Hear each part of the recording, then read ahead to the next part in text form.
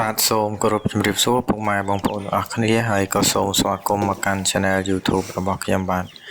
ចំពោះវីដេអូមួយនេះដែរគឺខ្ញុំធ្វើឡើងដើម្បីបង្ហាញបងប្អូនទាំងអស់គ្នាទាក់ទងវិធីក្នុងការចិញ្ចឹមមាន់បែបមាន់ស្រែបងប្អូនបាទតែមើលឃើញថាបងប្អូនតាមភូមិជនបទកសិករភាគច្រើនគឺចិញ្ចឹមតាមបែបលក្ខណៈគ្រួសារគឺយើងអាចផ្គត់ផ្គង់ជាម្ហូបប្រចាំថ្ងៃរបស់យើងមួយផ្នែកហើយក៏មួយផ្នែកទៀតយើងអាចយកទៅលក់នៅទីផ្សារដើម្បីទទួលបានកម្រៃចឹងណាបងប្អូនចឹងហើយដោយធ្លាប់មានបទពិសោធន៍ក្នុងការចិញ្ចឹមសត្វហើយការអង្កេតមើលទៅការលក្ខណៈចិញ្ចឹមដែលល្អខ្ញុំនឹងលើកយកប្រាប់បងប្អូនទាំងអស់គ្នាអញ្ចឹងសម្រាប់ចំណុចទី1គឺខ្ញុំលើកយកចំណុចតាក់ទងនឹងទីតាំងចិញ្ចឹមរបស់យើងនឹងបាទធម្មតាការចិញ្ចឹមសត្វគឺត្រូវការមានទីទួលមានម្លប់មានស្មៅមានអីចឹងណាបងប្អូនយើងចាំបែប free range ឬក៏អាចនិយាយបានថាយើងប្រឡែងដែរបាទពេលនៅទូចយើងអាចចិញ្ចឹមក្នុងទ្រុងទៅហើយនឹងពេលមាន់ចាប់ផ្ដើមហើយបានមួយខែជាងយើងអាចតម្លាក់ពីលើទ្រុងបានហើយបងប្អូនទម្ងន់អាចនឹងកន្លះគីឡូហ្នឹងយើងអាចតម្លាក់ឲ្យមាន់បានតើស៊ីស្មៅស៊ីអីចឹងណាបងប្អូនចឹងហើយសម្រាប់ទីតាំងគួរណាតែអត់មានលិចទឹកទេបងប្អូនគឺទួល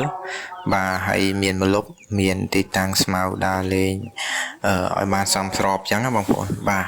ហើយសម្រាប់ខ្ញុំផ្ទាល់គឺខ្ញុំបានដាំស្មៅបាទដាំស្មៅឲ្យមាន់នឹងវា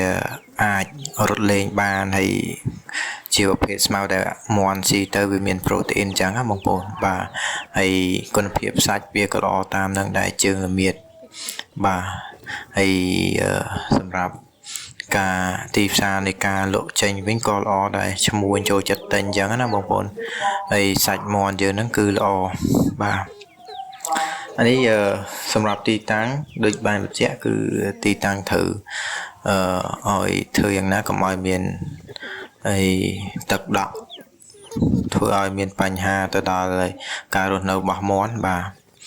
ហើយតកតនឹងការធ្វើទ្រុងបងប្អូនបាទសម្រាប់ទ្រុងទាំងមូលគឺលក្ខណៈគ្រួសារយើងអាចគ្រាន់តែមានទ្រុងចិញ្ចឹមតូចមួយសាងសង់ឡើងមកហើយយើងសម្រាប់កូនមាន់គឺយើងមានជាកូនទ្រុងមួយសម្រាប់ដាក់នៅពេលដែលមេមាន់ចាប់ផ្ដើមក្រាបពងឬក៏យើងយកពងនឹងទៅដើម្បីទៅភ្ញាស់តាមក្នុងទូបែបអីភ្ញាស់តាមទូបងប្អូនបាទតាមយើងអាចចាប់ផ្ដើមដាក់ពងទៅ21ថ្ងៃវាញាស់ហើយអញ្ចឹងយើងរៀបចំកន្លែងសម្រាប់កូនមាន់មកឧទាហរណ៍បើសិនជាកូនមាន់បងប្អូនញាស់បានមួយសម្បុកពីរសម្បុក10 20ក្បាលអញ្ចឹងយើងត្រូវមានកូនទ្រុងមួយសម្រាប់ដាក់កូនមាន់អញ្ចឹងណាបងប្អូនបាទដាក់កូនមាន់ទៅហើយយើងត្រូវថែទាំយ៉ាងណាខ្លះទី1យើងត្រូវមើលតាក់ទងនឹងកន្លែងកូនមាន់ត្រូវស្អាតឬក៏អត់យើងត្រូវធ្វើការសម្អាតបាទមួយសប្តាហ៍យើងសម្អាតលាមកចេញម្ដងទៅហើយតាក់ទងជាមួយនឹងទឹកយើងត្រូវមានប្រើប្រាស់ជាវីតាមីនមួយវិញទៀតបើសិនជាយើងអត់មានជាវីតាមីនជំនួយដល់សុខភាពទេយើងអាចប្រើប្រាស់ជាឱសថបែបធម្មជាតិណាបងប្អូនមានជាខ្ទឹមសមានល្មៀតហើយស្លឹកគ្រៃឯនឹងជាដើមនឹងដែលមាននៅក្នុងផ្ទះបងប្អូនហ្នឹងបងប្អូនអាចកែច្នៃយកទៅប្រើប្រាស់ដាក់ជាទឹកដើម្បីដាក់ក្នុងទឹកដើម្បីឲ្យមាន់ផឹកបានបាទហើយមួយវិញទៀតសម្រាប់ការផ្ដល់ចំណីចំពោះកូនមាន់ដែលវានៅទូចចឹងហើយខ្ញុំសូម recommend ឲ្យបងប្អូនប្រើចំណីនៅលើទីផ្សារសិនទី1គឺដោយសារតែចំណីនៅលើទីផ្សារគឺមានសារធាតុចិញ្ចឹមគ្រប់គ្រាន់ហើយក៏មាន ប្រភេទថ្នាំមួយចំនួនដើម្បីជំនួយទៅដល់សុខភាព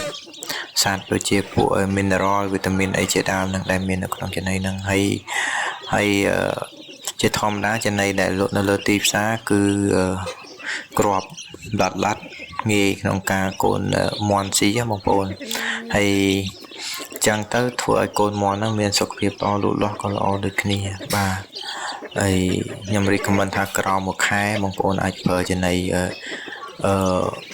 ខាងលក់នៅលើទីផ្សារសុទ្ធសិនទៅបាទដើម្បីឲ្យមន់ហ្នឹងគឺមានសុខភាពល្អសិនហើយការលូតលាស់ហ្នឹងក៏ល្អដូចគ្នាបាទអញ្ចឹងទី2គឺតកតងការគ្រប់គ្រងកន្លែងរស់នៅជាមួយនឹងការផ្ដល់កម្ដៅពេលនៅទូចបាទអញ្ចឹងកូនមន់នៅទូចយើងត្រូវផ្ដល់ជាកម្ដៅឲ្យកូនមន់ហ្នឹងហើយមានសុខភាពល្អដូចគ្នាបាទជាធម្មតាកូនមន់បន្ទាប់ពីញាស់គឺវាទទួលបាននៅអង្គតិកឬក៏យើងហៅថាអង្គលឿងដែលមាននៅក្នុងពោះកូនមន់ហ្នឹងគឺអាចចិញ្ចឹមកូនមន់បានរយៈពេលក្នុងមួយអាទិត្យប៉ុន្តែបើសិនជាយើងប្រើប្រាស់កម្ដៅអត់បានត្រឹមត្រូវត្រជាក់នៅកន្លែងកូនមន់រស់នៅអង្គលឿងដែលមាននៅក្នុងពោះកូនមន់ហ្នឹងវាអត់មានអាលាយទេបងប្អូនអញ្ចឹងធ្វើឲ្យកូនមន់ហ្នឹងរស់អត់បានណាមានន័យថាវាអត់បានសម្រូបនៅសារធាតុចិញ្ចឹមដែលមេវាបានផ្ដល់ឲ្យទេបាទហើយកូនមន់ក៏ខ្សោយហើយបើសិនជាកូនមន់នឹងអត់កម្ដៅបងប្អូនចាប់ផ្ដើមពីមួយអាទិត្យឡើងបងប្អូននឹងឃើញហើយកូនមន់នឹងអាចមានបញ្ហាងាប់បន្តគ្នាបាទសកុកងាប់បន្តគ្នាអញ្ចឹងណាហើយអានេះជារឿងការកម្ដៅឲ្យបានត្រឹមត្រូវបាទហើយចំពោះការគ្រប់គ្រងខ្យល់ចេញចូលក៏យើងពេលយប់យើងត្រូវបាំងឲ្យចិត្តកុំឲ្យមានមូសមានអីដើម្បីចូលខំហើយប៉ុន្តែក៏មានខ្យល់ចេញចូលល្អដែរបងប្អូនអញ្ចឹងយើងត្រូវបិទបាំងតែនៅធ្វើឲ្យកូនមន់យើងទទួលបានខ្យល់ចេញចូលល្អបាទបាំងហ្នឹងគឺគោលបំណងដើម្បីកុំឲ្យវាមានសីតុណ្ហភាពនៅក្នុងទ្រុងហ្នឹងវាត្រជាក់ពេកអញ្ចឹងក្នុងករណីសីតុណ្ហភាពត្រជាក់នៅពេលយប់ប៉ុន្តែក្នុងករណីក្តៅនៅពេលថ្ងៃបងប្អូនក៏ត្រូវចំណាំមើលដែរត្រូវដកតង់ធ្វើអីចេញវិញករណីក្តៅពេកអញ្ចឹងណាបាទហើយយើងអាចមើលអាកប្បកិរិយារបស់មន់បានបាទនៅពេលដែលមន់ត្រជាក់កូនមន់ហ្នឹងប្រកាសជាទៅដុំគ្នាដប់មានន័យថាដុំគ្នាហ្មងបងប្អូនវាទៅគុំគ្នាហើយអាចជន់គ្នាស្លាប់ទៀតហើយមួយវិញទៀតបើសិនជាករណីកូនមន់រស់នៅក្នុងបរិយាកាសក្តៅពេកវានឹងបែងហែករត់ឲ្យឆ្ងាយគ្នាហើយអត់សូវឃ្លានចំណីឃ្លានទឹកទេបងប្អូនអត់ទីចំណីស៊ីទឹកមកទេហើយបើសិនជាករណីសីតុណ្ហភាពសមស្របកូនមន់ស៊ីចំណីបានផឹកទឹកបានដូចគ្នាហើយកូនមន់វារស់នៅបែបផ្សាច់ហើយបែបផ្សាច់មើលទៅហើយកម្រិតមួយទៅមួយវាអត់មានបញ្ហា stress បញ្ហាអីហ្នឹងបងប្អូនបាទហើយនេះជាវិធីក្នុងការសង្កេតមើលមន់បាទអញ្ចឹងបន្តមកទៀតគឺនៅពេលដែលយើងចំរហូតដល់30ថ្ងៃអញ្ចឹងយើងអាចមានការលាយចំណីឲ្យមន់ស៊ីបានហើយបងប្អូនយើងអាចលាយជាប្រភេទវត្ថុធាតុដើមផ្សេងទៀតដែលយើងមានហ្នឹងឧទាហរណ៍បើសិនជាបងប្អូនមានជាស្រូវមានអីហ្នឹងស្រូវហ្នឹងបងប្អូនមិនត្រូវឲ្យស៊ីសុទ្ធទេបងប្អូនបាទបងប្អូនត្រូវតែត្រាំពីព្រោះអីកាលណាឲ្យយើងឲ្យស៊ីស្រូវដោយមិនបានត្រាំវាប៉ះពាល់ទៅដល់សុខភាពមន់ដែរបងប្អូនស្រូវក៏ដូចពោតទេស្រូវវាមានវាលក្ខណៈវាសេបបងប្អូនវាស្រួចអញ្ចឹងដល់ពេលដែលមន់តូចស៊ីស្រូវស៊ីអីទៅការរំលាយអត់បានល្អដោយសារតាវាស្រូវវាមាន fiber ខ្ពស់បងប្អូនហើយfiber ផ្នែកខាងក្រៅបងប្អូនផ្នែកកាមចឹងអាហ្នឹងដែលវាអាចប៉ះពាល់ទៅដល់សុខភាពមន់ដែរបាទហើយមួយទៀតហើយយើងត្រូវត្រាំដើម្បីឲ្យមានលក្ខណៈថា ស្រូវបានដោះមកតិចចឹងមន់ងាយស្រួលក្នុងការស៊ីចំណីហើយរំលាយបានល្អដូចគ្នាបាទឬក៏បងប្អូនមានវត្ថុធាតុដើមនៅក្បែរផ្ទះមានជាពោតឬក៏មានជាកធុំថេតមានអីហ្នឹងយើងអាចលាយគ្នាបានបងប្អូនបាទតកួនអីហ្នឹងយើងអាចប្រើប្រាស់បានដើម្បីលាយផ្ដល់ឲ្យកូនមន់ណាបាទហើយមួយទៀតជាពិសេសហ្នឹងគឺពពួកចអអាសូឡាអីហ្នឹងបាទយើងអាចផ្ដល់ឲ្យមន់ដើម្បីកាត់បន្ថយដើមទុនចំណីរបស់យើងបាទទី2យើងចំបែបលក្ខណៈធម្មជាតិចឹងគុណភាពសាច់វាក៏ល្អតាមនឹងដែរបាទហើយតាក់ទងជាមួយនឹងនៅពេលដែលយើងចិញ្ចឹមកូនមន់នឹងខ្ទង់បាន1គីឡូអីសំទោសបងប្អូនកន្លះគីឡូអីហ្នឹងយើងអាចតម្លាក់បាទមានន័យថាប្រឡែងឲ្យកូនមន់នឹងរៀនចេញមកក្រៅខ្លះមកបងប្អូនយើងមានទីវាដេញឲ្យកូនមន់នឹងមកក្រៅដើម្បីបានហាត់ប្រាណហាត់អីខ្លះឲ្យគុណភាពសាច់វាក៏កាន់តែល្អហើយបានស៊ីសត្វល្អិតនៅខាងក្រៅស៊ីស្មៅស៊ីអីយ៉ាងខ្លះទៅដើម្បីឲ្យមន់ហ្នឹងកាន់តែមានន័យថាវាស៊ាំនឹងបរិយាកាសខាងក្រៅហើយក៏អាចស្វែងរកចំណីផ្នែកខាងក្រៅបានមួយផ្នែកទៀតបាទនៅពេលដែលយើងមានជាប្រភេទស្មៅដាំដុះនៅជុំវិញរោងមន់ហ្នឹងវាអាចទៅចឹកស៊ីឯងបងប្អូនចឹកស៊ីស្មៅស៊ីអីទាំងចឹងមកហើយនៅពេលដែលបងប្អូនប្រឡែងចេញមកក្រៅហើយវាបានស៊ីស្មៅស៊ីអីបងប្អូននឹងឃើញវាប្លែកហើយទាំងរោមហើយនឹងស្បែកវាមើលទៅបែបលក្ខណៈធម្មជាតិហើយនឹងរោមភ្លឺថ្លាជាងមុនណាបងប្អូនហើយដោយសារតែមន់ចាប់ផ្ដើមត្រូវពលឺត្រូវអីហើយវារស់នៅលក្ខណៈបែបអត់ stress មានន័យថាកាលណាយើងប្រឡែងទៅវាសប្បាយតាមបែបធម្មជាតិរបស់វាបាទហើយចំពោះចំណីគឺដូចបានរៀបរាប់ខាងដើមយ៉ាងបងប្អូនយើងអាចចាប់ផ្ដើមលាយចំណីដែលមានស្រាប់នៅក្នុងផ្ទះក្បែរផ្ទះយើងបានហើយបងប្អូនយើងមានជាបន្លែយើងមានជាស្រូវត្រាមយើងមានពោតអីជាដើមដែលបងប្អូនគិតថានៅចិត្តតំបន់បងប្អូនអាចរកបានងាយស្រួលបងប្អូនអាចប្រើប្រាស់បានហើយហ្នឹងហើយបងប្អូនហើយយើងត្រូវថែទាំសុខភាពវាផងដែរបងប្អូនហើយចំពោះដែលចំណុចដែលសំខាន់គឺតកតងនឹងការការពារបងប្អូនការការពារគឺសំខាន់ជាងព្យាបាលអញ្ចឹងហើយការពារវាប្រសើរជាងព្យាបាលដោយសារថាកាលណាវាឈឺយើងត្រូវប្រើប្រាស់ថ្នាំដូចគ្នាអញ្ចឹងបើសិនជាយើងការពារបានល្អយើងអត់ចំណាយដើមទុនទៅលើការព្យាបាលទេប៉ុន្តែយើងគ្រាន់តែចំណាយទៅលើឧទាហរណ៍បើសិនជាការប្រើប្រាស់វ៉ាក់សាំងអីហ្នឹងគឺយើងត្រូវចំណាយប៉ុន្តែក៏វាអត់អស់ច្រើនដែរបងប្អូនយើងមានមេពូជ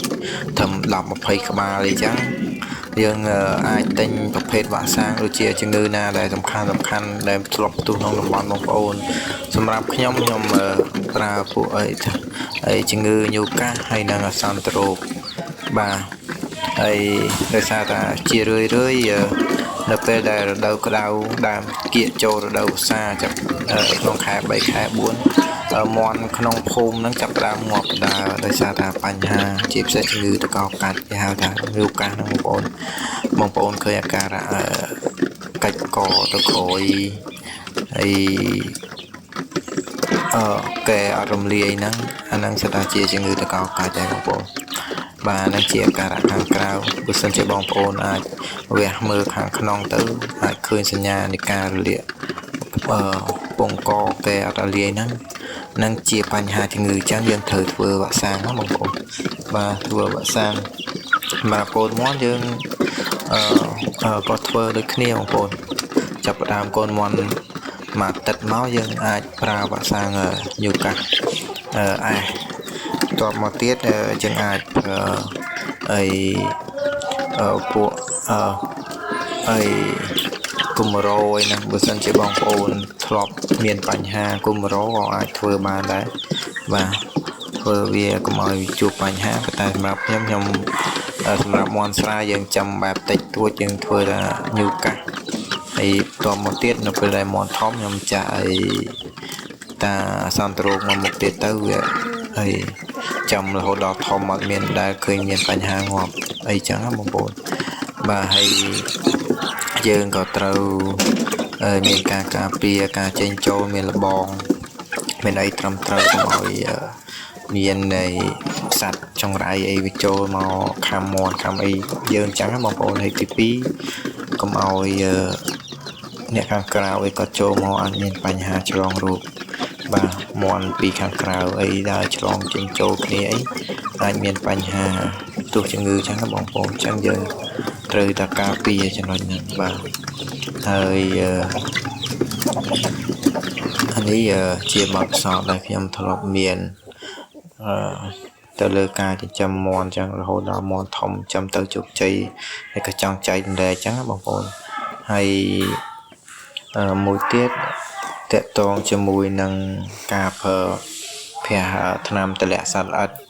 ចឹងយើងក៏គួរតែប្រើដែរបងប្អូនបាទចឹងយើងដើម្បីជួយជំរុញឲ្យការលូតលាស់នឹងកាន់ល្អយើងត្រូវប្រើថ្នាំទម្លាក់សត្វល្អិតមាន់នៅពេលដែលមាន់ហ្នឹងចាប់ផ្ដើមយើងទម្លាក់ចុះមកដីបានមួយសប្តាហ៍វាមាន់អាចនឹងចាប់ផ្ដើមស៊ីចូលនៅពពួកពងព្រូនពងអីហើយអញ្ចឹងយើងអាចប្រើថ្នាំដើម្បីទម្លាក់បងប្អូន